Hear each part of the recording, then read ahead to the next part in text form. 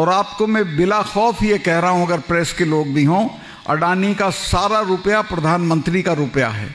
दुनिया में आपने सुना है कि जो शिकायत करता है उसकी जांच होगी या जिसकी शिकायत हो रही है उसकी जांच होगी। मैंने वहाँ का ये बताया था कि 2 मामलों में 150 करोड़ रुपए की रिश्वत थी, जो मैंने दोनों मामले कैंसिल कर दिए थे।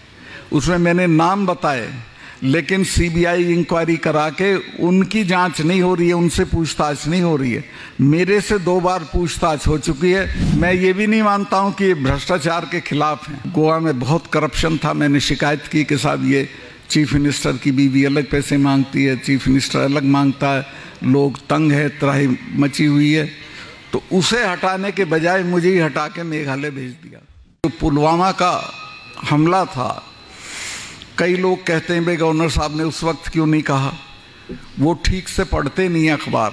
मैंने उसी दिन, मतलब हमला जिस दिन हुआ उसी दिन 1 घंटे के बाद 2 चैनल को ये इंटरव्यू दे दिया था कि इसमें हमारी सरकार की, यानी बेसिकली होम मिनिस्ट्री की गलती रही। इनसे इन्होंने जहाज़ मांगे थे और इतना लंबा कारवां सड़क से नहीं ले जाया जाता है, चूँकि हमले की आशंका रहती है। तो जहाज़ 4 महीने तक एप्लीकेशन पड़ी रही होम मिनिस्ट्री में और उनकी बात नहीं मानी गई, तब वो सड़क से चले। और कई चीज़ें रही उसमें। मैं गया था जब वो हमला हुआ, जहाँ पे उसमें 10 किलोमीटर के एरिया में 10 लिंक रोड जुड़ती थी। एक भी लिंक रोड के ऊपर, एक के ऊपर भी कोई मैनिंग नहीं थी, कोई जिप्सी नहीं थी, कोई रोक टोक वाला नहीं था। कोई आके घुस जाए और वो एक लड़का वो लेके मारुति वैन और घुस गया और 40 जवान हमारे शहीद हो गए।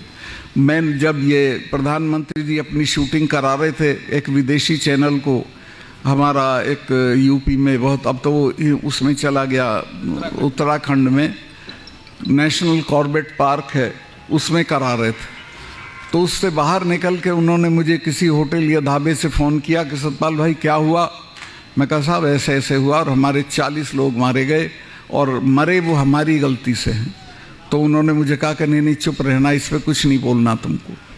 मैंने समझा शायद ये जांच करेंगे इसकी, उसकी कोई जांच नहीं हुई। तीसरे दिन उसको चुनाव का मुद्दा बना दिया और उन बच्चों की लाश पे चुनाव ये जीत के आए।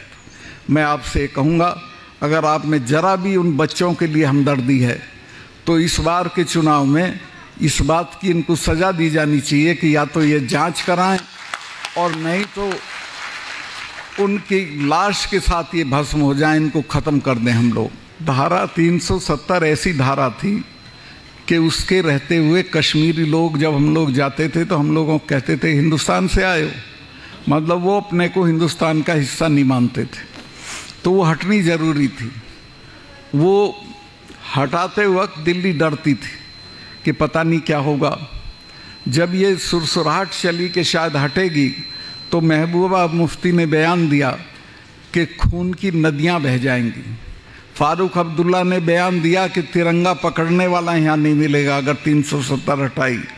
बल्कि वो तो इतनी दूर तक गए कि प्रधानमंत्री के पिताजी की भी हिम्मत नहीं है कि इसको छेड़ दे।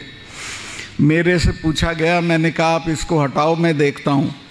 मैंने वहाँ काम कर रखा था लोगों में, मैंने लोगों को समझा रखा था कि ये नेता, इनके बच्चे तो लंदन में पढ़ते हैं, तुम्हारे बच्चे लड़के मर जाते हैं, कोई इनके लिए झगड़ा करने की ज़रूरत नहीं है। और आप हैरत करोगे कि जिस दिन 370 हटी है, ये तीनों चीफ मिनिस्टर हम लोगों ने गिरफ्तार कर, नज़रबंदी करे थे, गिरफ्तार तो क्या, एक चिड़िया नहीं बोली और पूरे प्रोसेस में हमको एक गोली नहीं चलानी पड़ी। कोई इनके साथ खड़ा नहीं हुआ, सब भारत के साथ खड़े रहे। और दिल्ली में ये भी डर था कि कहीं पुलिस रिवोल्ट ना कर दे। मैं कश्मीर की पुलिस के लिए बहुत काम किया था और मैं उनकी तारीफ करूंगा कि ईद का मौका था, एक सिपाही ने भी छुट्टी नहीं मांगी उस दौरान में, सब ने पुलिस लाइन में ईद मनाई। तो कोई बगावत दिल्ली के खिलाफ नहीं हुई और ठीक ठाक होके 370 हट गई। अब मैं जब गोवा में था तो मेरा इंटरव्यू करने एक सुदर्शन टीवी वाला आ गया। बाकी चीज़ों पे बातचीत हुई गोवा के बारे में, लेकिन उसने ये लिख दिया इंटरव्यू में, ये कह दिया कि सतपाल मलिक जी जो 370 हटाने के लिए जिम्मेवार हैं, उनसे मैंने बातचीत की अगले ही दिन मुझे प्रधानमंत्री ने खुद फोन उठा के करा, अरे भाई फिर बोल दिया आप कश्मीर के बारे में। मैं कहा साहब मैं तो नहीं बोला। कहनी नहीं उसने ऐसे ऐसे बोला। मैं कहा बोल दिया होगा, पर मैंने नहीं कहा ये कि मैंने हटाई। मैं तो यही कहूँगा आपने हटाई कि आज के बाद अगर कश्मीर पे कुछ बोलोगे तो मेरी तुम्हारी मुलाकात नहीं होगी। ये शब्द थे प्रधानमंत्री के। मैंने कहा मैं कौन मरा जा रहा हूँ साहब मुलाकात के लिए, लेकिन मैंने बोला नहीं। खैर वो बात आई गई हो गई, उनको एक रंजिश हो गई। वहाँ गोवा में बहुत करप्शन था। मैंने शिकायत की कि साहब ये चीफ मिनिस्टर की बीवी अलग पैसे मांगती है, चीफ मिनिस्टर अलग मांगता है, लोग तंग है, त्राही मची हुई है। तो उसे हटाने के बजाय मुझे ही हटा के मेघालय भेज दिया। मैं ये भी नहीं मानता हूँ कि ये भ्रष्टाचार के खिलाफ हैं। और अब जो ताज़ा है, जो आखिरी बात कह रहा हूँ, मैंने वहाँ का ये बताया था कि 2 मामलों में 150 करोड़ रुपए की रिश्वत थी, जो मैंने दोनों मामले कैंसिल कर दिए थे। उसमें मैंने नाम बताए, लेकिन सीबीआई इंक्वायरी करा के उनकी जांच नहीं हो रही है, उनसे पूछताछ नहीं हो रही है। मेरे से 2 बार पूछताछ हो चुकी है और मेरे स्टाफ के सारे लोगों के फ़ोन लेके चले गए। 2 दिन उनसे पूछताछ की जम्मू में। मतलब कुल मिला के दुनिया में आपने सुना है कि जो शिकायत करता है उसकी जांच होगी, या जिसकी शिकायत हो रही है उसकी जांच होगी।